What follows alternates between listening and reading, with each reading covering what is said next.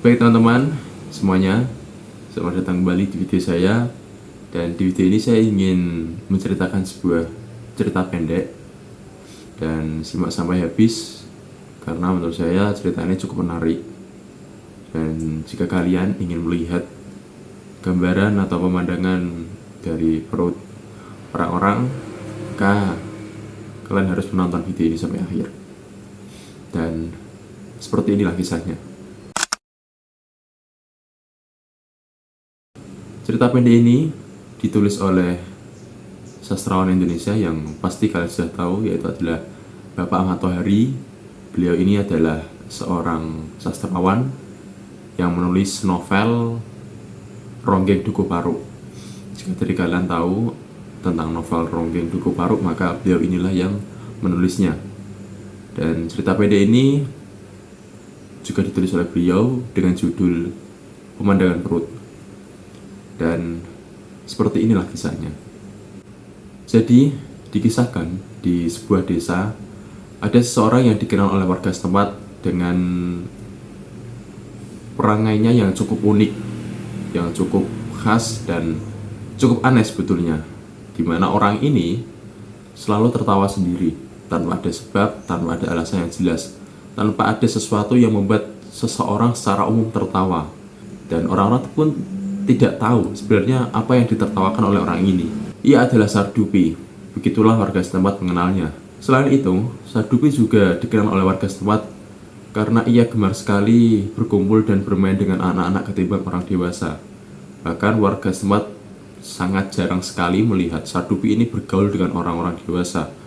Dan tingkah unik lainnya adalah ketika Sardupi diajak berbicara oleh seseorang, siapapun itu, Sardupi akan menunduk dan tidak berani untuk menatap langsung lawan bicaranya. Siapapun itu, pasti Sardupi tidak akan berani untuk menatap wajah lawan bicaranya. Dan memang seperti itulah Sardupi. Awal-awal warga setempat memang merasa aneh dengan perangainya. Ia merasa dianggap orang gila oleh warga setempat. Tetapi lama-kelamaan warga setempat pun memaklumi dan menyadari bahwa memang seperti itulah Sardupi. Dan Sardupi juga diketahui hanya hidup bersama ibunya. Dan ini adalah kisah tentang Sardupi. Nah, di suatu pagi di sebuah pasar ada berita yang cukup menggemparkan. Ada berita yang membuat heboh warga kampung, yaitu si Sardupi yang sudah kita tahu ternyata dipukul, ditinju, dibogem oleh seorang petugas keamanan pasar yang cukup terkenal, yaitu adalah Pak Braja. Pak Braja dikenal oleh warga kampung karena keserakahannya, karena kekejamannya, karena kejahatannya, dan lain-lain. Nah, usut punya usut, ternyata sebab dari Pak Braja ini memukul si Sardupi ini sampai pingsan adalah karena ketika Sardupi diajak bicara oleh Pak Braja, Sardupi ini tidak berani untuk menatap langsung wajah Pak Braja. Ia hanya menunduk dan membalas pembicaraan dari Pak Braja. Ya, seperti kita tahu memang seperti itulah Sardupi. Dan sayangnya tidak hanya itu, Sardupi malah tertawa terbahak tanpa alasan yang jelas di depan wajah Pak Braja. Dan melihat hal itu, Pak Braja pun emosi. Ia pun merasa dilecehkan, ia merasa direndahkan. Saya preman kampung, saya preman pasar, ditertawakan oleh seseorang di muka umum. Maka langsung naik pitam, Pak Braja langsung naik pitam. Dan setelah mulutnya berbicara, selanjutnya adalah tinju dari Pak Braja yang berbicara. Dan Sardupi pun dipukul oleh Pak Braja sampai pingsan. Dan akhirnya Sardupi pun dibawa ke sebuah klinik dan ia dirawat di sana. Mendengar kabar itu, seorang teman yang cukup dekat dengan Sardupi, sebut saja namanya Abbas, ia langsung menuju ke klinik. Dan di sana ia melihat bahwa Sardupi sudah tergeletak di atas dipan, ditemani oleh ibunya. Kemudian Abbas pun bertanya, "Bagaimana keadaanmu sekarang, Kang? Apakah sudah mendingan? Apakah sudah membaik? Atau bagaimana?" Dan mendengar ada seseorang yang berbicara, Sardupi pun mencoba untuk memfokuskan pendengarannya. Dan karena ia merasa mengenal, ia merasa kenal dengan suara ini, Kakek pun tersenyum dan mengangguk. Aku baik-baik saja, Bas. Semuanya aman lah. Cuma kepalaku sedikit pusing. Mendengar hal itu, Abbas pun bertanya tentang kronologi yang ada di pasar. Sebenarnya apa yang membuat Kang Sardupi ini tertawa sampai akhirnya Pak Braja memukulinya. Mendengar hal itu, mendengar pertanyaan itu, Sardupi pun tersenyum dan ia tidak mau menjawab. Ia hanya membalas dengan, biarlah saja, Bas. Semuanya sudah terjadi. Buat apalah kita mengingat hal itu? Karena masih kepo ya, Abbas ini masih kepo, pengen tahu tentang kronologi yang ada di pasar, maka ia bertanya lagi dengan nada yang sedikit mendesak. Tapi apakah benar, Kang? Kamu menertawakan Pak Braja? Apa sebabnya, Kang? Apa? Dan mendengar desakan dari Abbas, Sardupi pun membelakanginya. Melihat hal itu, Abbas pun merasa bahwa pertanyaannya tidak membuat Kang Sardupi merasa nyaman. Dan akhirnya untuk memecah kecanggungan, Abbas pun bertanya hal lain. Lalu bagaimana dengan matamu, Kang? Aku lihat matamu terlihat memar. Dan Sardupi pun menjawab, mataku tidak sama dengan matamu, Bas. Dan mata semua orang. Mataku berbeda. Mataku lain. Tidak enak punya mata seperti ini, Bas. Kau pasti tidak akan pernah kuat. Mendengar hal itu, mendengar jawaban dari Kang Sardupi, Abbas pun merasa bingung. Sebenarnya apa maksud dari perkataan Kang Sardupi? Apa maksud dari mataku berbeda? Kemudian Kang Sardupi pun menambahi bahwa ketika Kang Sardupi melihat seseorang, siapapun itu, maka dalam sekejap mata Kang Sardupi akan melihat kulit dan daging dari orang tersebut. Tiba-tiba matanya menjadi tebus pandang. Dan tidak hanya itu, setelah ia melihat kulit dan daging dari orang tersebut, dalam sekejap mata lagi, orang tersebut akan terlihat seperti sebuah tengkorak, hanya tulang belulang yang berjalan sempoyongan. Dan itulah yang dilihat oleh Kang Sardupi selama ia hidup, hanya itu yang ia lihat. Dan memang Sardupi sudah terbiasa dengan pemandangan tersebut.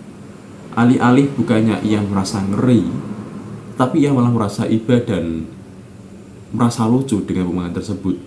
Mendengar hal itu, Abbas pun merasa merinding dengan pengakuan Kang Sardupi.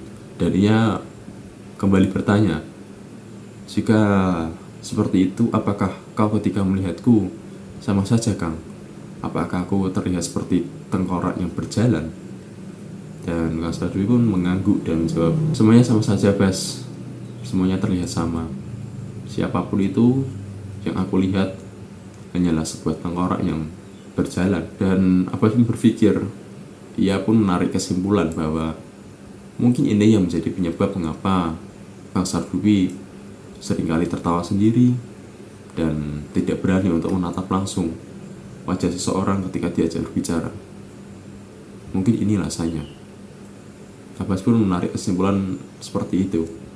Dan Kang Sardupi pun menambahi bahwa tidak hanya itu yang bisa ia lihat. Ada pemandangan yang cukup mengesankan ketika ia melihat seseorang, terutama di bagian perut seseorang. Ketika ia melihat bagian perut seseorang, Kang Sardupi melihat sebuah layar tancap atau tontonan lah.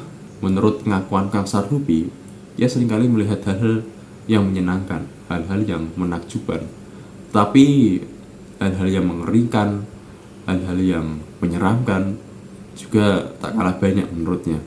Abbas pun bertambah bingung dengan pengakuan ini. Layar tancap, apa maksudnya, Kang? Apa yang kau maksud dengan layar tancap dari perut seseorang? Dan Kang Sardupi pun menambahi, iya, Bas, layar tancap. Ketika aku melihat seseorang, ada sebuah tontonan atau ada sebuah layar tancap yang terlihat dari perut seseorang. Misalnya ketika aku melihat seorang anak kecil, dari perutnya aku melihat sebuah gambaran yang menyenangkan, di mana ada sebuah burung yang sangat cantik sekali. Ia mencoba untuk mengumpulkan daun-daun kering agar menjadi sebuah sarang untuk anak-anaknya. Dan di lain hari aku juga melihat dari perut anak kecil ada sebuah pohon pisang, dan di sana ada sebuah pisang yang sangat ranum, seperti buah yang siap untuk dipetik. Intinya Bas, perut dari anak-anak selalu menggambarkan sebuah layar tancap yang menyenangkan. Dan Abbas pun kembali menyimpulkan, mungkin ini alasan mengapa Kang Sardupi gemar sekali berkumpul dengan anak-anak. Ya, mungkin ini alasannya. Akhirnya, karena malam sudah larut, Abbas pun pamit untuk pulang.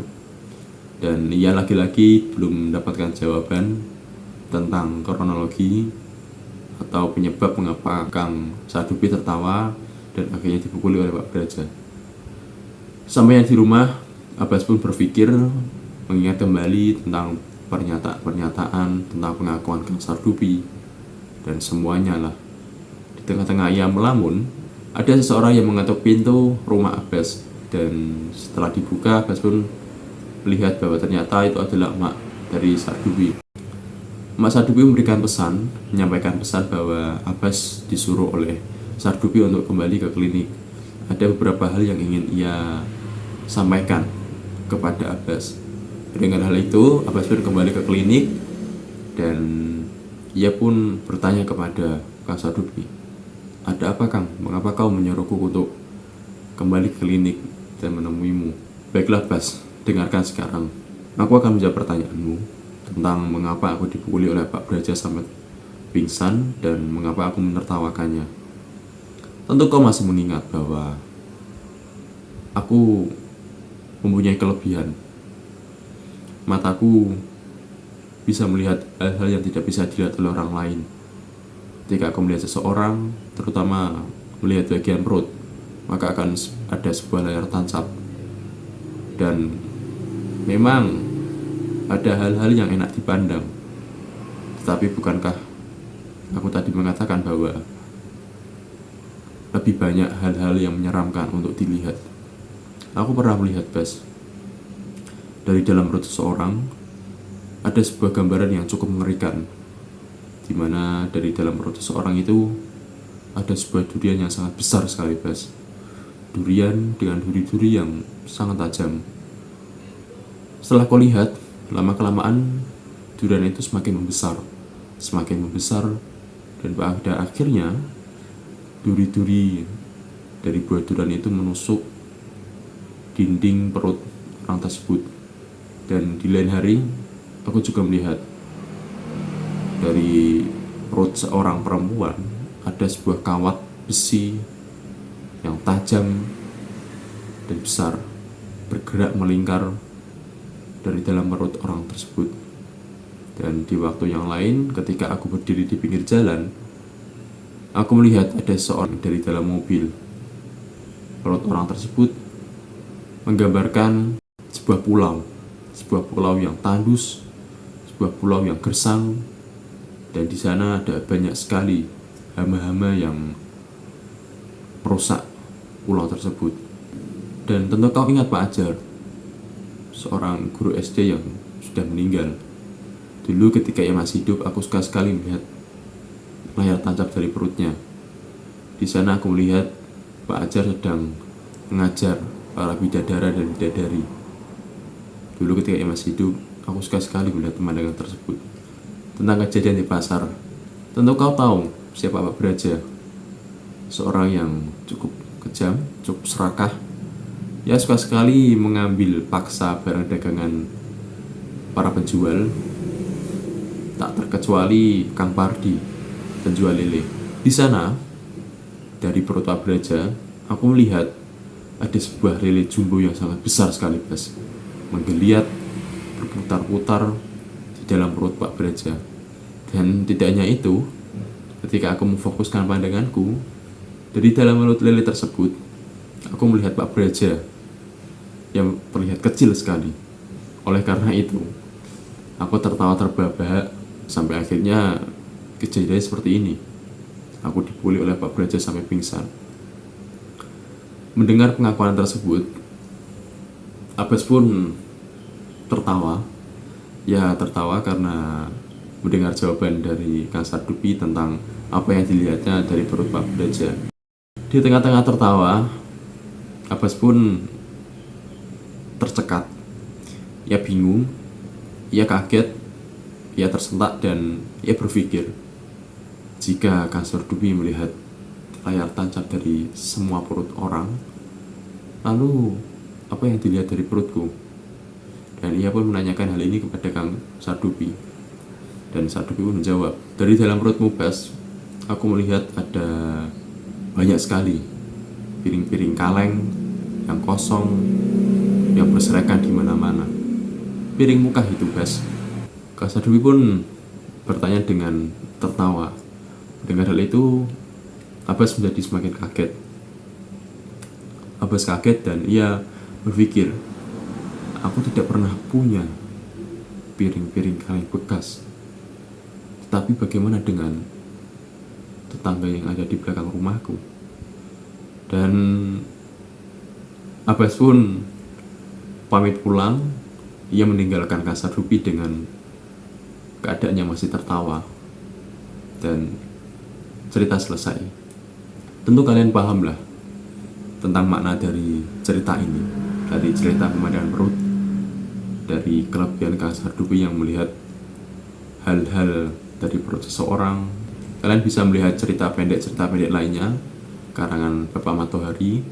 Dan sampai jumpa di cerita pendek selanjutnya. Sampai jumpa.